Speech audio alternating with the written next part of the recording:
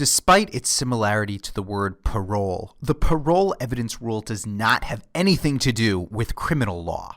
The parole evidence rule is a contract law doctrine that prevents parties to a written contract from presenting extrinsic evidence of terms in a contract that contradict, modify, or vary the terms of a written agreement, when that written agreement is considered complete and finalized.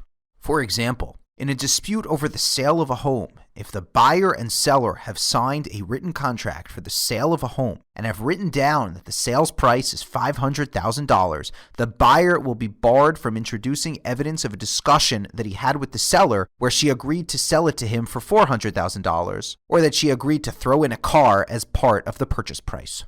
The parole evidence rule can thus be simplified as the outside evidence rule. Outside evidence cannot be used where there is a written contract.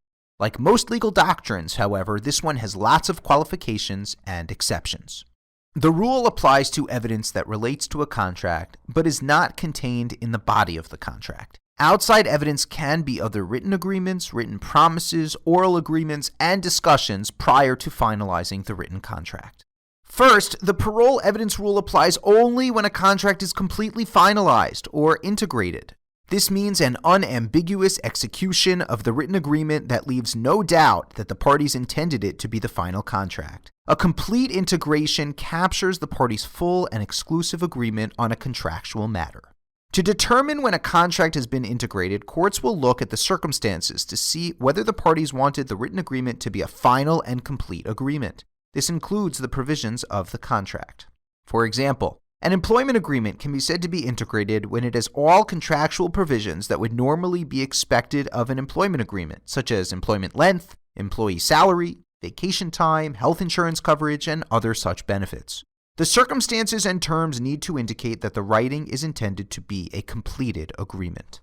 Contracts can also indicate by their own terms that they are intended to be final and complete agreements. For example, a complete agreement may have a clause that states something to the effect of, "This written contract contains the final and complete agreement of the parties.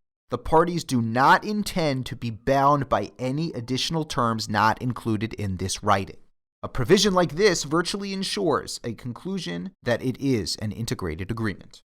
There are exceptions to the parole evidence rule, in that outside evidence is allowed to achieve certain goals that are distinct from the content of the agreement. The first case in which parole evidence is allowed is to clarify terms in a contract when a term's meaning is missing or ambiguous. Sometimes a term is ambiguous and needs outside evidence to clarify. For example, what is meant by the word timber? When drafting a contract, parties sometimes forget to define such a key term. In Curl v. Smith, parties disputed the meaning of this term in an agreement. The Mississippi Supreme Court allowed the plaintiff to introduce parole evidence to show the meaning which the parties themselves attached to the words of their own written contract. The court allowed the plaintiff to introduce evidence of a prior written agreement the parties had when defining timber, to explain the meaning of the word in the current contract. The second case in which parole evidence is allowed is to demonstrate evidence of collateral agreements. Outside evidence can be used to prove that an independent collateral agreement exists side by side with a completely integrated and finalized written agreement. This means that the parties made a separate agreement in addition to the one being litigated. This is only allowed, however, if the collateral agreement does not contradict the written and finalized contract and does not contain terms that would normally be included in the present agreement. In Green v. Booth, two parties entered into two agreements. The first was a written and fully integrated option agreement to purchase real property, and the second was a promise made by the seller that he would pay the option holder a commission if the option holder sold the property instead of buying it himself. The second agreement was outside evidence, but a court permitted its introduction for two reasons. First, the oral agreement did not contradict the written agreement. Second, an agreement to a commission is not something that similarly situated parties would normally include in a real property purchase agreement. Finally, parole evidence may be used to demonstrate that a party was fraudulently induced to enter into an agreement. In River Island Cold Storage Incorporated versus Fresno Madeira Production Credit Association, The plaintiffs restructured a debt agreement.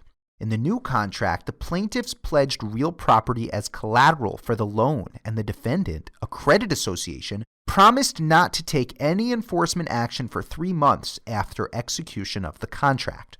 The plaintiffs signed the contract without reading it and soon defaulted. In the dispute, the plaintiffs alleged that the credit association acted fraudulently to get them to restructure the debt agreement. The plaintiffs wanted to introduce outside evidence that the credit association's vice president met with them 2 weeks before the contract was signed and promised them that the association would extend the loan for 2 years and not 3 months. These alleged promises directly contradicted the written contract, which provided for a forbearance of only 3 months and not 2 years. The court held, however, that the outside evidence of these meetings could be introduced. It determined that the fraud exception to the parole evidence rule applied to prevent injustice, and because these meetings and promises induced the plaintiffs to sign the written and finalized contract. The parole evidence rule is all about outside evidence and contracts. When a contract is integrated and finalized, a party to a contract is going to have a difficult time introducing outside evidence of other agreements or promises made. However, there are numerous exceptions that allow outside evidence to sometimes be introduced.